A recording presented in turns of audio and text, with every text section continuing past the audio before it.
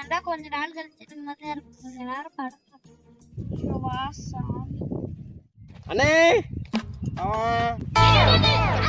எங்க இருக்கிறாதீங்க குரங்கு மாதிரி நாங்க தான்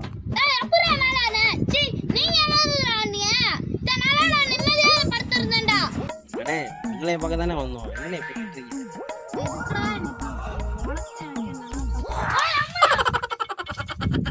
குரங்கு நல்லா முக்கமூர்ல இருக்கதெல்லாம் யார்கிட்ட கூட்டு வந்து விட்டுருக்கான் பாரு.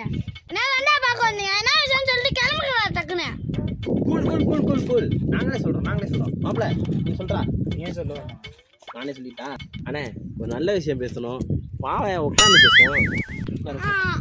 வருவீங்க உட்காருவீங்க பேசுவீங்க அதெல்லாம் மிளகா இறச்சி ஊட்ட பத்து போயிருவீங்க.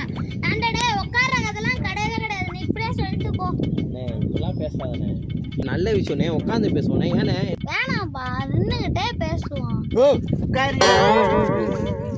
அதான் உட்கார வச்சுட்டீங்களே விஷயத்த சொல்லுங்க. அண்ணே மாப்பிள்ளை கல்யாணம். அந்த ஒட்டகச்சி பையன் வரலையே. அண்ணே அவன் அண்ணன் அவனோட தம்பி இவனுக்கு கல்யாணம். அட முட்டா பயலுகளா ஃபர்ஸ்ட் அவனுக்கு கல்யாணம் பண்ணுவாங்க இவனுக்கு கல்யாணம் பண்றீங்க. அண்ணே அவனுக்கு போன மாசம் தான் கல்யாணம் ஆச்சு. கல்யாணம் ஆயிடுச்சு? ஆமாண்ணே போன மாசம் தான் கல்யாணம் ஆகி அதனாலதான் இந்த பக்கம் நாங்க வரதே இல்ல. ஆனா சத்தியமா சொல்றேன் நான் நீங்க எத்தனை நாள் வராம நிம்மதியா இருந்தேன். அதெல்லாம் பேச்செல்லாம் விடுங்க. இப்ப நம்ம பையனுக்கு பொண்ணு பார்க்கணும். அதுக்கு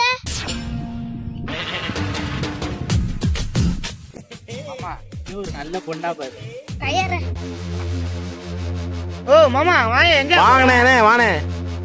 இத்தனை நாளா எதுக்கு மாமா மாமான்னு கூப்பிடுறீங்கன்னு தெரியல. ஆனா இன்னைக்கு தெரிஞ்சுக்கிட்ட எதுக்கு மாமா மாமான்னு கூப்பிடுறேன். உங்க சவகாசமே வேணாண்டா. இன்னைக்கு ஊரை காலி பண்ணிட்டு வீட்டுக்கு போறேன் ஊருக்கு போறேன். எங்கயா போற வந்து உட்காரியா? இவனும் மாமா இருந்தா இவன்ட்ட போய் பொண்ணு தேட சொல்ல வேண்டியதுண்டா. நீ பொண்ணெல்லாம் தேட வேணானே. உங்ககிட்டே ஒரு பொண்ணு இருக்கு வேணே. ஆமா உனக்கு 2 பொண்ணு இருக்கு தானே?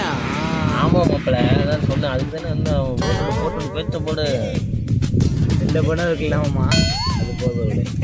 ஆமா பொண்ணு இருக்கு வீட்டுல இருக்கு பேனா அப்ப அதுக்கு தானே வந்திருக்கோம். 2 பேரும் சம்மதி ஆயிட்டேன்.